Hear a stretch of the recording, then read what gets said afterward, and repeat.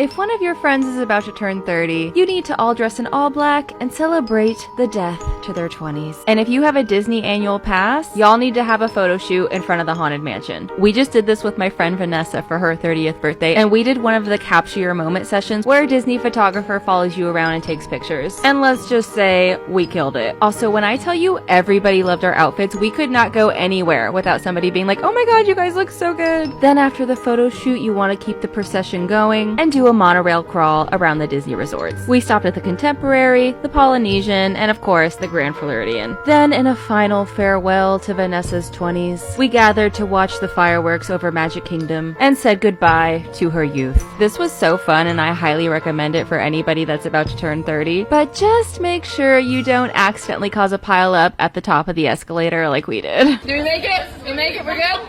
Oh shit! Oh shit! Oh shit! Back it up! Back it up! Shit! We're good! Anyways, happy birthday, Vanessa, and welcome to the dark side.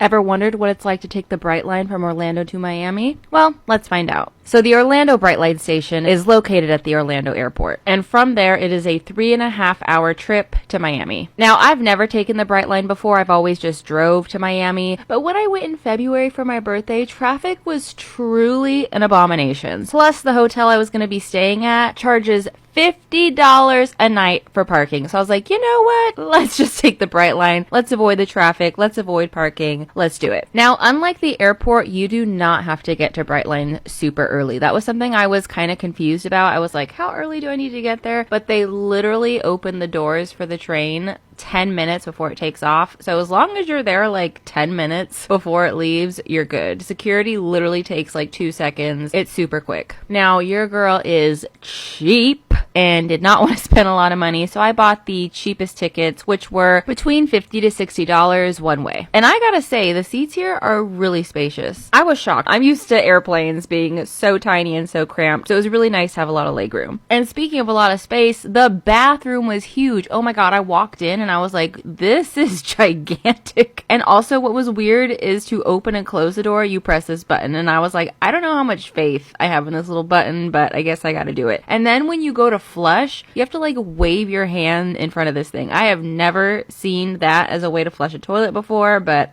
that's the way you do it on the Bright Line, I guess. Anyways, they do offer drinks and food for purchase, but I didn't get anything. And everything went by so smooth and so quickly. I was really surprised. Like, every time it stopped at a station, it literally stopped for like a minute and then it started going again. And the lack of traffic was truly chef's kiss. So I'd say Bright Line is a win. It's clean, it's spacious, it's comfortable, and you get to Miami in exactly 3.5 hours, which cannot always be said for driving. And the station just so happened to be a 20-minute walk away from the hotel I was staying at, so it all worked out. I just walked over to the hotel and boom, I was in Miami. Guess who came back to Miami again? So my cousin Kristen had a conference she wanted to attend in Miami, and since I live in Orlando, which is only a few hours away, I decided to hop on the Bright Line and go down and see her, which I just posted a video about what it was like riding the Bright Line, and if you want to check that out, it's on my page. Anyways, after a 3.5-hour trip on the train, I made it to Miami. Now, luck was on my side, because not only was the hotel we were going to be staying at only a 20-minute walk from the Bright Line station, but the weather was gorgeous this day. I thought it was going to be hot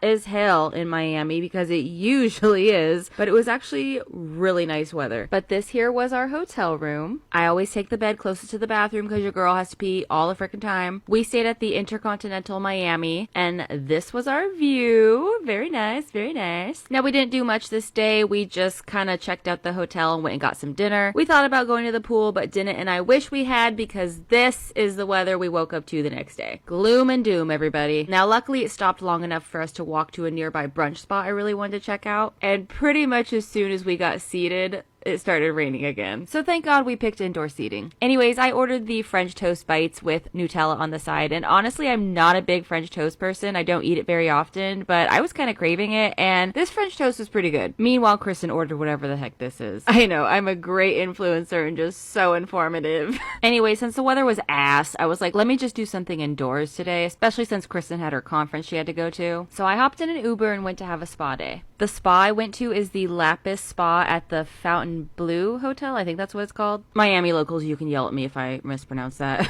Anyways, I was going to be getting a massage, but I got there a little early so that I could enjoy the I can't say that word. You know what I mean.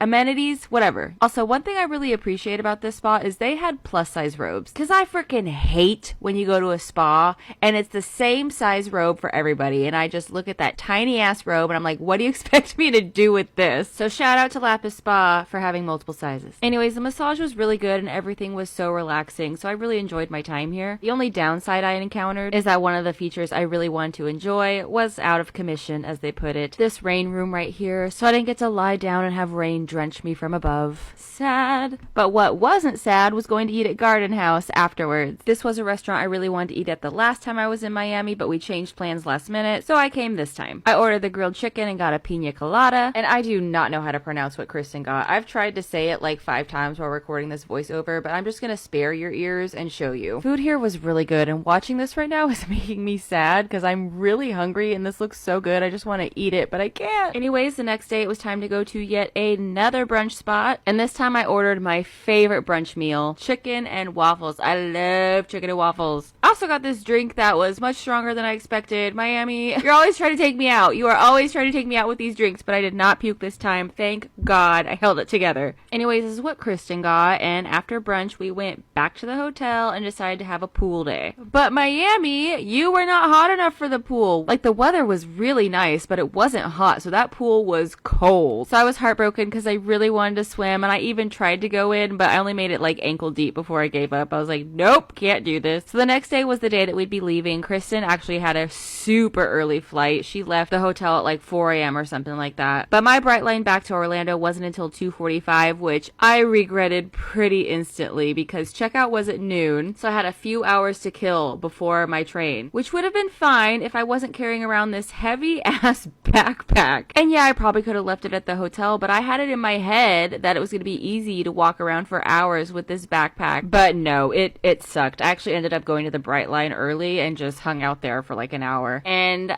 you guys, I was covered in so much sweat. I had to go to the bathroom and change my clothes. I was like, I cannot put the people next to me on the train through this. These clothes are disgusting and covered in sweat, and I wouldn't want to sit next to somebody wearing them, so I went and changed. Hence why you see me in a different shirt here. But anyways, that was my trip to Miami. Short and sweet, not too crazy, but I always love coming down here, so let me know what I should do on my next trip to Miami. You know what we need to talk about more? PMDD. Most of you watching this probably don't even know what that is, but don't worry.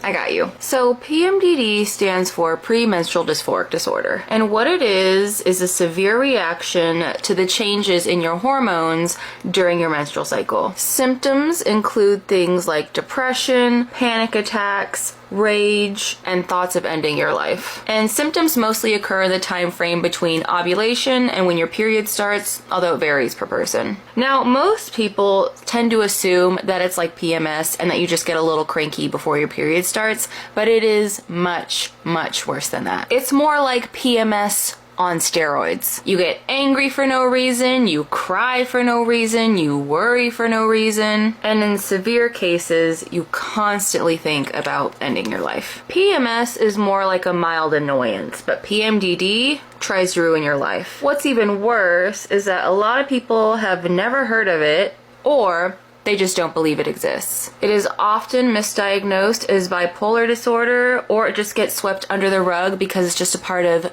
being a woman. It is also very hard to find doctors who are educated on it, and there's no cure. There are treatment options though. Those include antidepressants, therapy, birth control, chemical menopause, and a hysterectomy. But it is a very complicated disorder, and while one treatment might work for somebody else, it's not going to work for everyone. Like me, for instance, I tried every single treatment option you can think of except chemical menopause, and that's only because my insurance wouldn't cover it. If it did, I definitely would have tried it. But I finally had to end up getting a hysterectomy, and that was the only thing that ever brought me any relief. I had a very severe case. Like, I honestly didn't think I was gonna make it past age 28 because I was in so much pain every month. I just wanted to end it all.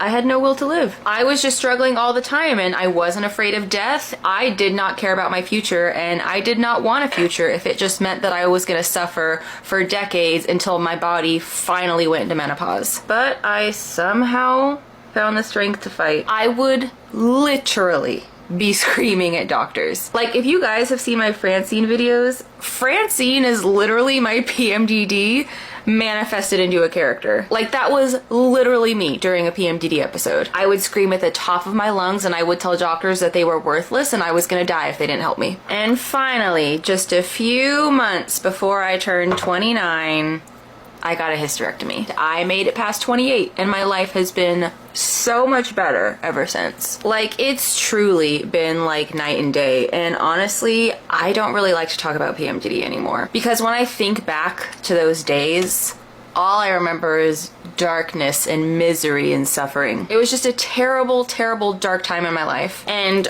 honestly, I don't even remember a lot of it because I've blocked a lot of it out. Like, I just don't like revisiting that part of my life, and I don't like going back to that headspace and remembering all the things I felt and all the things I did. But despite it being uncomfortable, despite me not liking to revisit that part of my life, I still talk about it because it needs to be talked about. Like, one of the things I'm most proud about with my platform, and I'm gonna get emotional talking about this, is how many women have messaged me because they've seen my videos and they've been like, oh my god, I didn't even know PMDD existed until your video, and now everything makes sense, and now I don't feel as alone. When I was starting out with my journey, there was no one. Nobody talked about PMDD. Nobody knew what PMDD was. I had to suffer in silence. I always felt so alone and like I was going insane because when you tell people, you know, my period makes me wanna, you know, I just wanna end it all because of my period. They're just like, you're being so overdramatic. Periods are not that bad. And you just feel so alone. Like, I had to figure everything out on my own. I had to diagnose myself with PMDD and then go to a doctor and be like, I think I have this, and they're like, what is